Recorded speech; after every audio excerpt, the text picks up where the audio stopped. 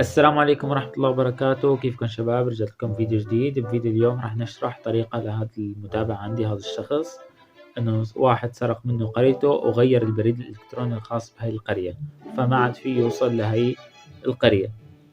تابع معنا الفيديو للأخير، ادعمنا بلايك إذا كنت جديد وأعطينا الانترو.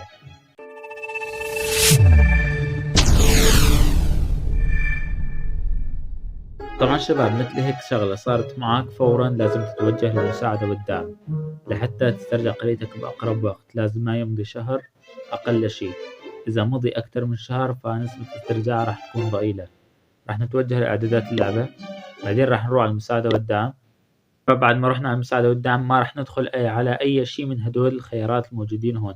راح ننزل لتحت مثل ما كل شايفين خيار الرسالة اللي بالفقاعة الزرقاء. بس ضغطنا عليه شباب راح تدخل على تاني خيار إبلاغ عن خطأ. هون راح تكتب إنه في شخص دخل على قريتك وغير البريد الإلكتروني الخاص بهي القرية، يرجى المساعدة.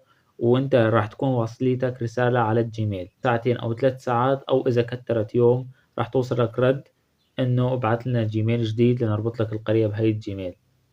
ولهون بكون وصلنا لنهاية الفيديو.